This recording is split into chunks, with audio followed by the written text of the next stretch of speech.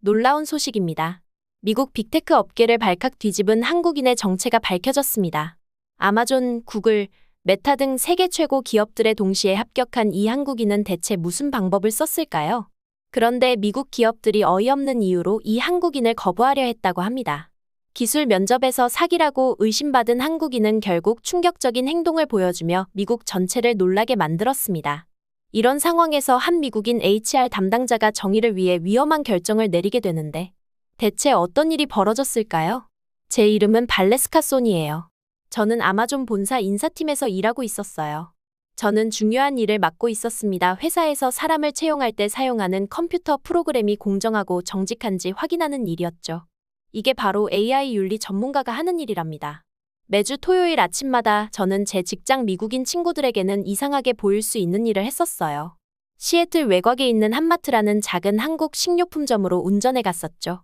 좁은 통로를 거닐며 저를 행복하고 편안하게 해주는 음식들을 카트에 담는 걸 정말 좋아했습니다. 김치, 매콤한 절인 채소, 고추장, 매운 고추 페이스트, 그리고 여러 종류의 라면 같은 것들이요. 하지만 이번 토요일은 달랐어요. 정부가 한국 식품의 관세라는 추가 세금을 부과해 더 비싸게 만들 수도 있다는 소식을 들었거든요. 그래서 평소보다 더 많은 제품을 카트에 담고 있었답니다. 이 관세 정책은 누구보다도 미국인들에게 더 해로운 것 같아요. 옆에서 쇼핑하던 한 남자가 말했어요. 그는 머리를 저으며 화가 난 표정이었죠. 저는 고개를 끄덕이며 동의했습니다. 나라들이 무역을 더 어렵게 만들면 보통 일반 사람들이 사고 싶은 물건에 더 많은 돈을 지불하게 되는 거였으니까요. 저는 곧장 라면 코너로 향했어요.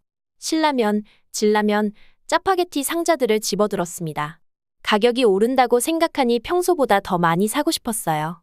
그 매콤한 국물에는 돈으로 살 수 없는 특별한 무언가가 있었거든요. 다음으로 커피 믹스를 사러 갔었어요. 한 상자를 집었다가 생각해보고 두 번째 상자도 집었죠. 점심 후에 작은 컵 하나를 마시는 것은 제 소소한 기쁨 중 하나였답니다. 계산대에 갔을 때 가게를 운영하는 연세 드신 한국인 여성분이 저에게 미소를 지어주셨어요.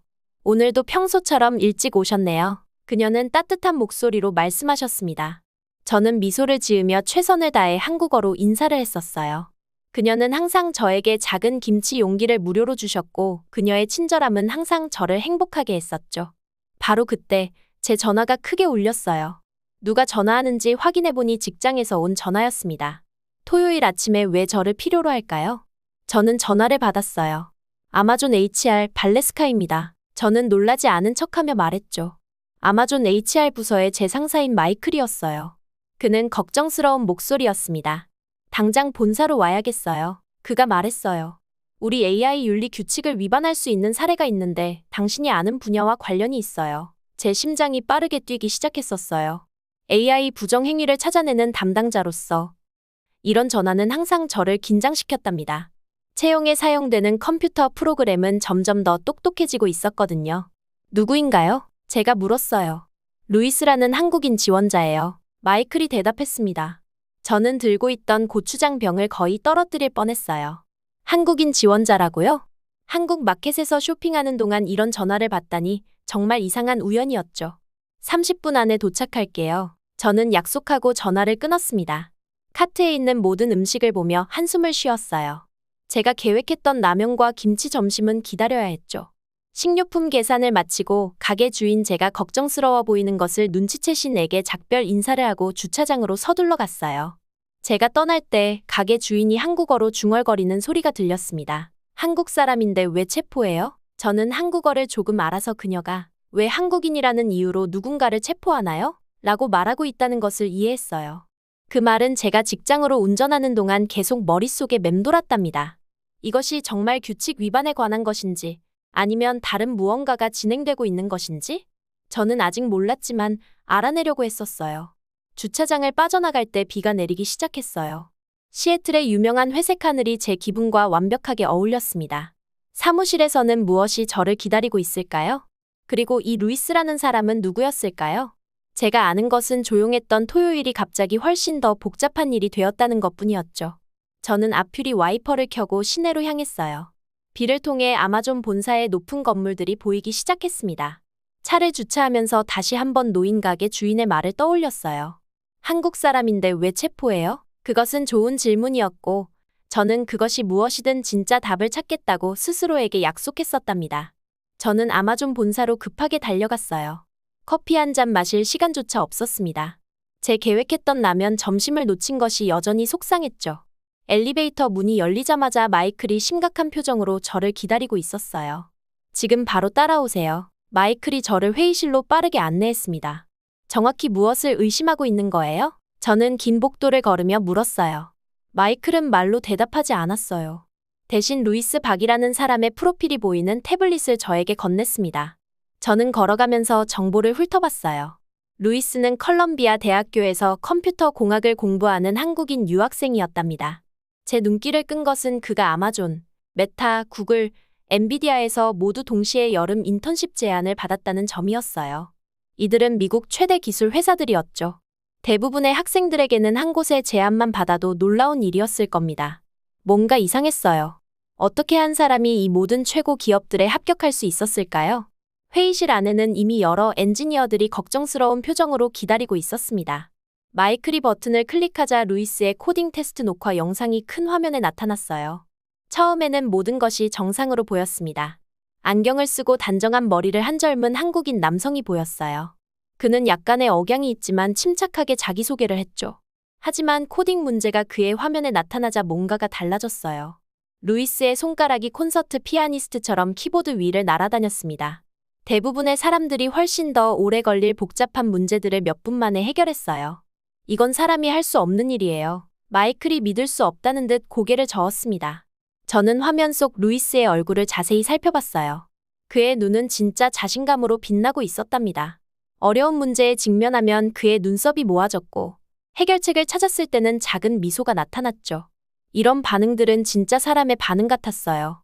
컴퓨터 프로그램이 이렇게 자연스러운 표정을 보여줄 수 있을까요? 마이클은 다른 회사들 메타, 구글, 엔비디아의 녹화 영상도 클릭해서 보여줬어요. 패턴은 같았습니다. 놀라운 속도, 완벽한 정확성 그리고 믿을 수 없는 효율성이었죠. 저는 감탄할 수밖에 없었어요. 한국의 교육 시스템이 어렵고 매우 재능 있는 학생들을 배출한다는 것을 알고 있었지만 이것은 차원이 달랐습니다. 엔지니어 중 한 명이 시험 기록을 보여주며 패턴이 완벽하게 일관되지는 않았다고 지적했어요. 사람이 할 법한 실수와 수정이 있었답니다. 발레스카, 어떻게 생각해요? 마이클이 저에게 물었어요. 그가 어떤 컴퓨터 도움을 사용하고 있는 걸까요? 저는 깊게 숨을 들이쉬었습니다. 증거를 보면 그가 컴퓨터 도움을 받고 있는 것 같아요. 저는 말했어요. 하지만 제가 말하면서도 완전히 확신하는 것 같지 않았죠. 뭔가 맞지 않는 느낌이었어요. 하지만 최종 결정을 내리기 전에 더 자세히 살펴볼 필요가 있을 것 같아요. 엔지니어 중 한 명이 고개를 끄덕이며 루이스의 프로그래밍 프로젝트를 보여주는 새 화면을 열었어요. 수천 개의 업데이트가 있는 수십 개의 폴더였습니다. 그것들을 살펴보던 중 제 눈에 띄는 것이 있었어요. 프로젝트들 중에 면접 코더라는 것이 있었는데 면접 준비를 위한 도구라고 설명되어 있었답니다. 갑자기 퍼즐 조각들이 제 머릿속에서 맞춰지기 시작했어요. 저는 그 프로젝트를 클릭했고 코드 줄이 화면을 가득 채웠습니다. 제가 전문 프로그래머는 아니지만 이것이 단순한 부정행위 도구가 아니라는 것을 이해할 수 있었어요. 그것은 한국인의 창의성과 철저함을 보여주는 훨씬 더 복잡하고 인상적인 것이었죠. 이것은 단순히 답을 만들어내는 게 아니에요. 한 엔지니어가 눈을 크게 뜨며 말했어요. 사용자가 문제를 해결하는 방식을 배우고 그 접근법을 복사하는 도구예요. 같은 질문에 대해 모두가 생각하는 동안 방은 조용해졌습니다. 이것은 부정행위였을까요? 아니면 놀라운 발명이었을까요? 루이스는 면접을 통과하기 위해 도우미 프로그램을 사용한 것일까요?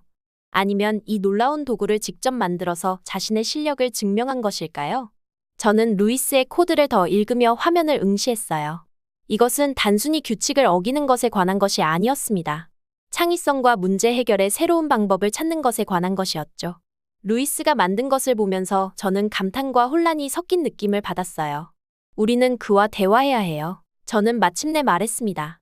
어떤 결정을 내리기 전에 그의 이야기를 들어야 해요. 마이클은 천천히 고개를 끄덕였지만 그의 표정에서 이 사례가 복잡할 것이라는 것을 알 수 있었어요. 창밖으로는 시애틀의 평소처럼 회색 구름이 모이고 있었는데 방 안의 불확실한 분위기와 맞아떨어졌답니다. 저는 제 차에 있는 한국 음식이 가득한 쇼핑카트에 대해 생각했어요. 한국 문화에 대한 제 사랑과 한국인 학생에 관한 이 사례 사이에 연결이 어떤 의미가 있는 것 같았죠. 루이스와 그의 코드에 관한 진실이 무엇이든 저는 그것을 찾아내기로 결심했습니다. 우리는 모두 잠시 루이스의 창작물로 가득 찬 화면을 보며 침묵했어요. 이것은 단순히 규칙이 깨졌는지에 관한 것이 아니었습니다. 기술과 인간의 기술이 구분하기 어려워지는 세상에서 창의적이라는 것이 무엇을 의미하는지 이해하는 것에 관한 것이었죠. 내일 루이스와 만남을 잡읍시다. 제가 제안했어요. 그가 직접 이 도구에 대해 설명하는 것을 듣고 싶어요. 다른 사람들이 동의하며 고개를 끄덕이는 동안 저는 이 젊은이의 놀라운 능력 뒤에 어떤 이야기가 숨어 있는지 궁금했습니다. 그는 부정행위자였을까요? 아니면 천재였을까요? 아니면 우리의 단순한 규칙으로는 쉽게 정의할 수 없는 그 중간의 무언가였을까요? 내일 저는 그것을 알아내기 시작할 것이었답니다. 루이스의 놀라운 코딩 실력을 이해하려고 노력하던 중 회의실 문이 열렸어요. 재무 담당 이사인 브라이언이 심각한 표정으로 들어왔습니다. 그가 행복하지 않다는 것을 저는 바로 느낄 수 있었죠. 문제가 있다고 들었는데요. 브라이언이 말했어요. 그의 목소리는 얼음처럼 차가웠습니다. 마이클이 루이스의 사례에 대해 설명했어요. 브라이언은 결정을 내리기 전에 화면을 거의 보지도 않았습니다. 이런 의심스러운 사례는 즉시 자격을 박탈해야 합니다. 그가 단호하게 말했어요. 제 뱃속에서 매듭이 형성되는 느낌이었죠. 브라이언은 모든 사실을 듣기도 전에 루이스가 유죄라고 결정한 것 같았어요. 마음속으로 진짜 위험은 시험에서 컴퓨터가 부정행위를 하는 것이 아니라 사람들이 너무 빨리 판단하는 것일 수도 있다고 생각했답니다. 루이스를 직접 만나봐야 할 것 같아요. 저는 조심스럽게 제안했어요. 브라이언이 들어온 순간부터 방 안의 분위기는 긴장되고 불편했습니다. 마이클은 긴장한 모습이었지만 저를 지지했어요. 발레스카의 의견도 고려해야 합니다. 그가 브라이언에게 말했죠. 브라이언은 콧방귀를 끼며 테이블에 서류를 올려놓았어요. 그는 우리와 함께 앉지도 않았습니다. 그 서류는 아마존과 중국 대형 광고 회사들의 비즈니스 거래를 보여주고 있었어요. 문서에 따르면 이 파트너들은 작년 아마존 수입의 30%를 가져왔다고 했습니다. 우리 중국 파트너들이 얼마나 민감한지 아세요? 브라이언이 엄격한 표정으로 물었어요. 이런 종류의 부정행위에 대해 알게 되면 그들이 어떻게 반응할까요? 저는 속으로 생각했습니다. 이것은 정말 윤리에 관한 것인가? 아니면 정치에 관한 것인가? 그리고 왜 브라이언은 루이스가 한국인인데 갑자기 중국 파트너에 대해 이야기하는 걸까요? 마이클이 이 점을 부드럽게 지적했어요. 루이스는 한국인입니다. 그가 말했습니다. 브라이언은 잠시 혼란스러워 보였지만 빠르게 접근 방식을 바꿨어요. 중국인이든 한국인이든 상관없습니다. 아시아 지원자들의 이런 사례는 우리의 모든 아시아 파트너십에 해를 끼칠 수 있어요. 저는 속으로 생각했죠. 루이스가 미국인이나 유럽인이었다면 브라이언이 같은 말을 했을까? 아마 아닐 거예요. 이것은 단순히 누군가가 시험에서 부정행위를 했는지 확인하는 것보다 더 큰 일이 되어가고 있었습니다. 브라이언이 회사 성과, 주가, 부정행위가 대중에게 알려지면 어떤 일이 일어날지에 대해 이야기하면서 회의는 점점 더 긴장되었어요. 그의 눈은 두려움이 아닌 계산적으로 보였습니다. 마침내 저는 다시 한번 직접 루이스와 대화하자고 제안했어요. 브라이언의 얼굴은 시멘트처럼 굳어졌습니다. 잠시 침묵 후 그는 차갑게 루이스와 이야기할 시간을 1시간 줄 테지만 무슨 일이 있어도 최종 결정은 경영진이 내릴 것이라고 했어요. 모두가 떠난 후 마이클이 저에게 다가왔습니다. 조심하세요. 그가 경고했어요.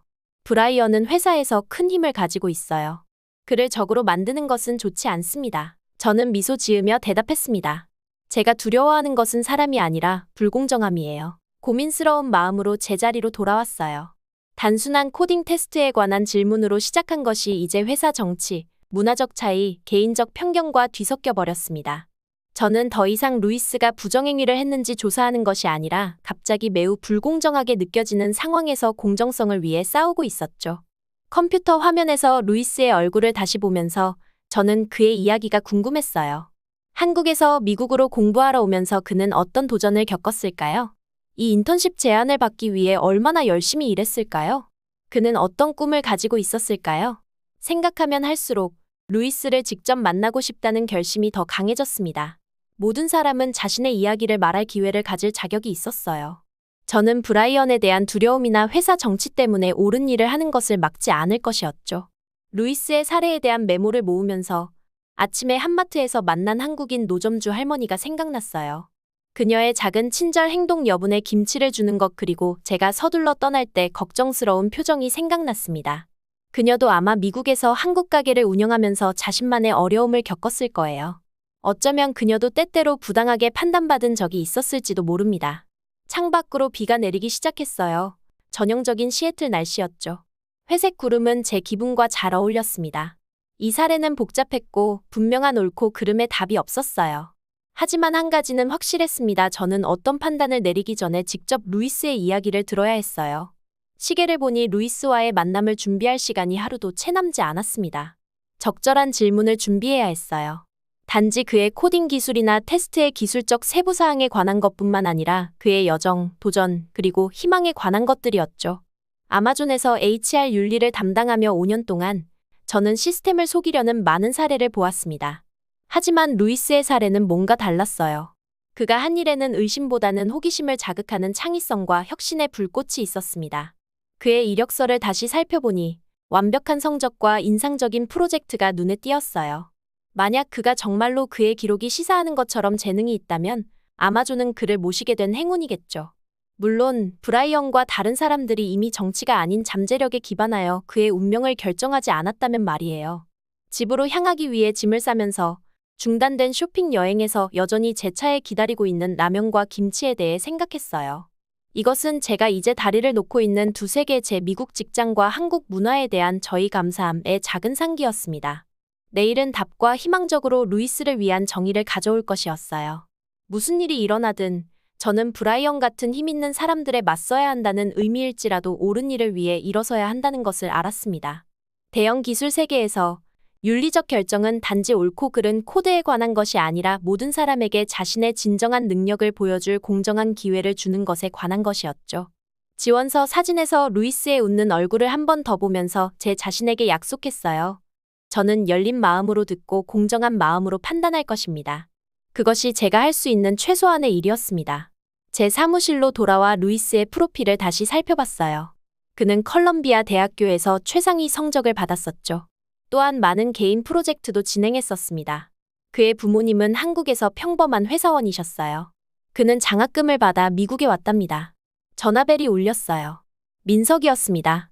아마존에서 일하는 한국계 미국인 엔지니어였죠. 저희는 가끔 함께 점심을 먹곤 했었어요.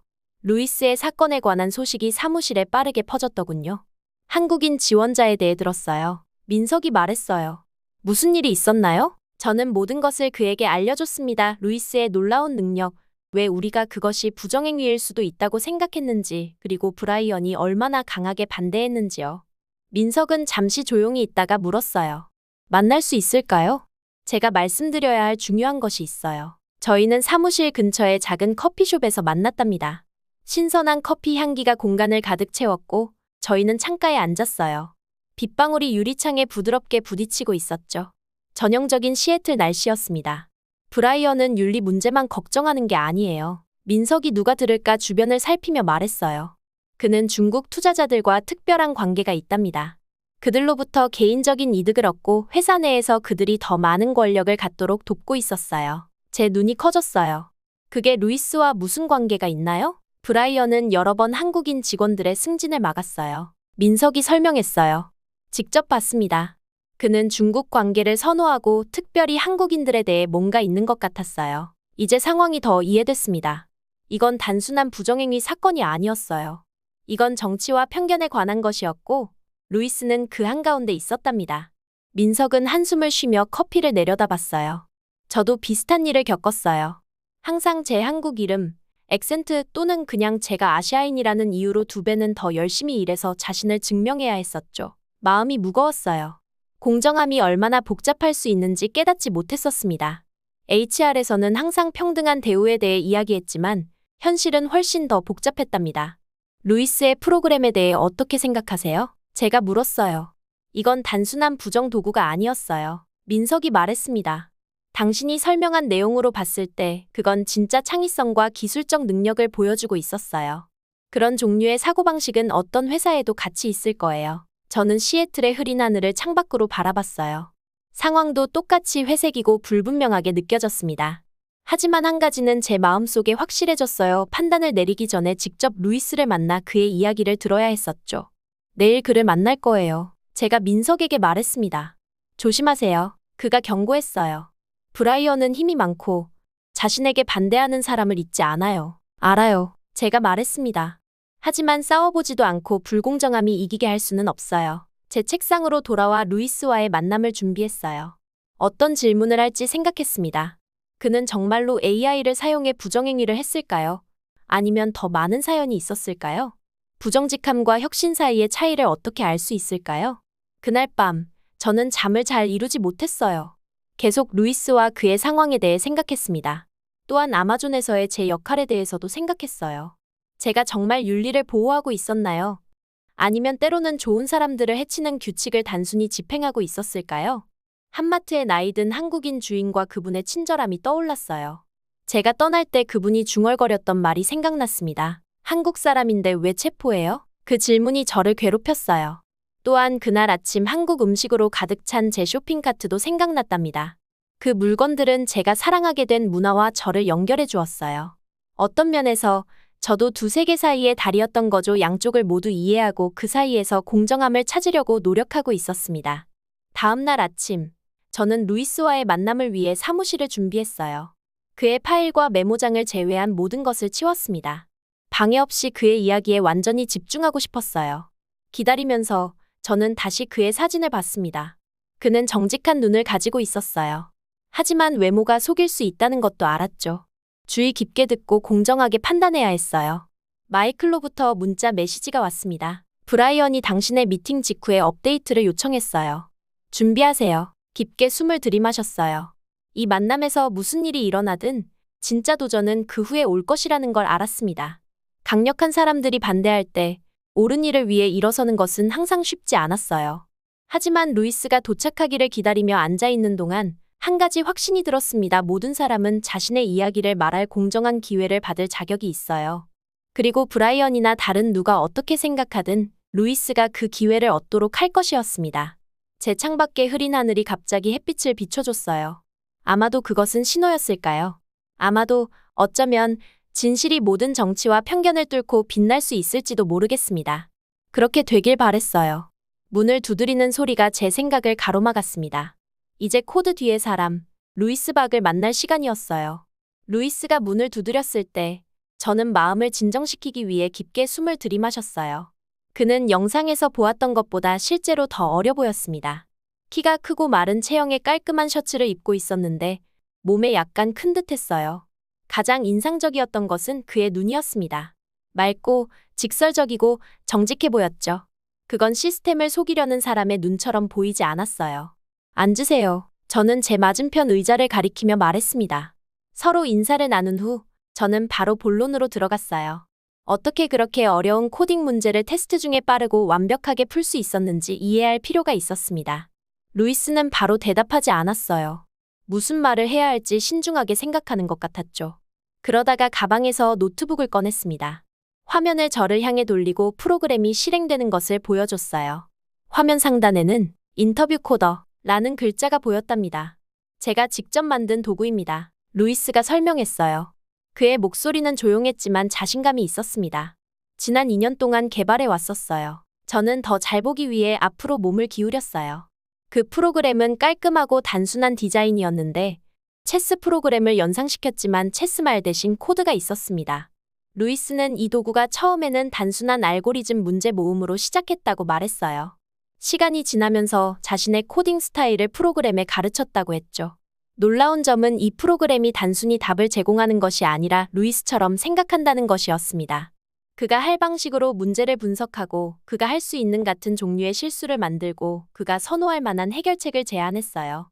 어떻게 작동하는지 보여주기 위해 루이스는 복잡한 알고리즘 문제를 입력했습니다. 저는 프로그램이 해결책을 단계별로 분석하는 것을 놀라움으로 지켜봤어요. 마치 루이스의 사고 과정을 화면으로 보는 것 같았답니다. 이걸 혼자서 다 만드셨어요? 저는 보고 있던 것에 감탄하며 물을 수밖에 없었습니다.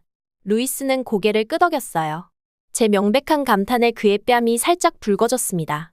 그는 대학 1학년 때부터 조금씩 이것을 만들어 왔다고 설명했어요. 처음에는 그저 자신이 더 잘 배우는데 도움이 되기 위한 것이었다고 했죠. 그런데 왜 이런 것을 만들어야 했나요? 저는 물었습니다. 루이스의 표정이 약간 어두워졌어요. 대답하기 전에 잠시 자신의 손을 내려다보았습니다. 그가 말할 때 저는 그의 목소리에서 좌절감을 느낄 수 있었어요. 미국에 처음 왔을 때 저는 많이 힘들었습니다. 그가 말했어요. 영어가 나쁘지는 않았지만 기술 인터뷰에서는 언어 장벽과 문화적 차이 때문에 제 아이디어를 명확하게 표현할 수 없었어요. 답을 알고 있었지만 제가 아는 것을 보여줄 수 없었습니다. 루이스는 한국에서는 항상 반에서 최고였다고 설명했어요. 하지만 미국에서는 시험에서 우수한 성적을 받았음에도 인터뷰에서 계속 실패했다고 했습니다. 그가 알고 있는 것과 표현할 수 있는 것 사이의 불일치는 그에게 깊은 좌절감을 안겨주었죠.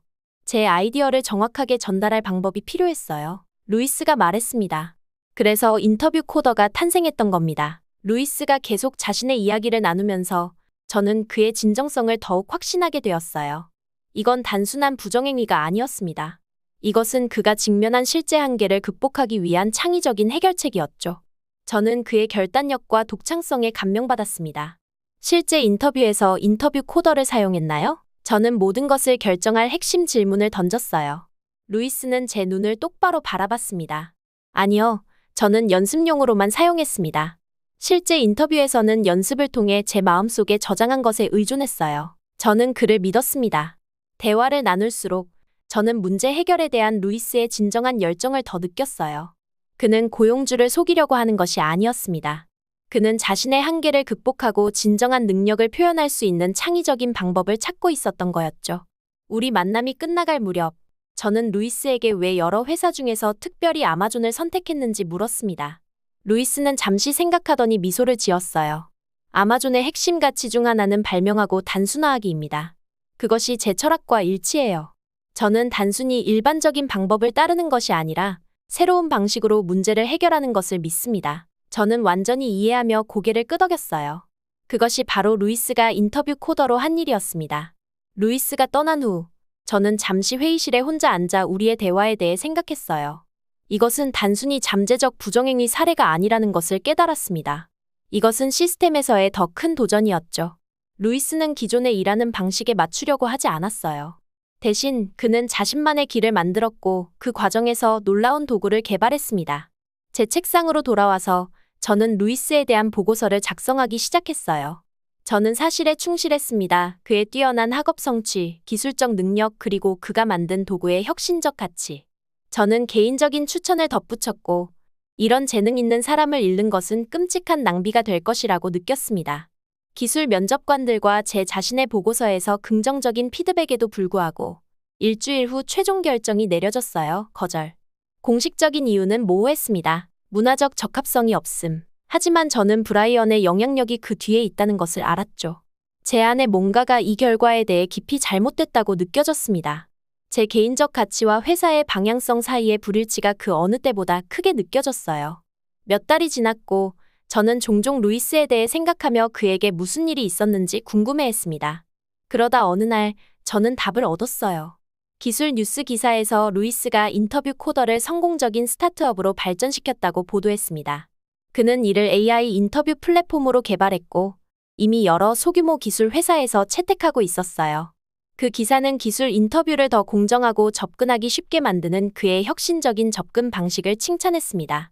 일주일 후 저는 루이스에게서 이메일을 받았어요. 그는 조사 중에 공정한 기회를 준 것에 감사하며 성장하는 팀에 대한 소식을 공유했습니다. 행간에서 저는 그가 자신의 회사에서 저에게 자리를 제안하고 있다는 것을 느낄 수 있었어요. 그의 메시지에 대해 무언가가 제 내면 깊숙이 와닿았습니다. 아마존에서의 5년은 저에게 많은 것을 가르쳐 주었지만 특히 루이스의 사례 이후로 제 개인적 가치와 회사의 방향성 사이의 간격은 점점 더 벌어지고 있었어요. 그의 비전, 기업가 정신, 그리고 가치는 제가 믿는 무언가에 대해 말했습니다. 제 책상에 앉아 그의 이메일을 바라보며 저는 안정된 직장을 떠나 스타트업으로 가는 위험에 대해 생각했어요. 하지만 그때 저는 진정으로 중요한 것은 단순히 규칙을 따르는 것이 아니라 모든 사람이 자신이 어디서 왔는지 또는 어떻게 자신을 표현하는지에 상관없이 진정한 능력을 보여줄 수 있는 시스템을 만드는 것이라고 깨달았습니다. 기술에서도 삶에서처럼 우리가 다른 세계 사이에 만드는 다리는 종종 우리의 가장 위대한 혁신이 됩니다. 그리고 아마도 저 자신의 다리를 건널 시간이 왔는지도 모릅니다. 그날 저녁, 저는 집에 가서 식료품 저장실을 열었어요. 이 모든 것이 시작된 날 한마트에서 샀던 신라면, 그 매운 한국 라면 패키지를 꺼냈습니다. 라면을 요리하고 매운 김을 들이마시면서 저는 루이스와 그의 여정에 대해 생각했어요. 제 자신의 여정에 대해서도 생각했죠. 때로는 우리가 만드는 가장 중요한 연결은 컴퓨터와 인간 사이가 아니라 다른 사고방식, 다른 문화, 그리고 문제 해결에 대한 다른 접근법 사이에 있습니다. 라면 한 그릇을 앞에 두고 앉으면서 저는 이미 결정을 내렸어요. 내일, 저는 루이스에게 답장을 쓰고 새로운 다리를 만드는 첫걸음을 내디딜 것입니다.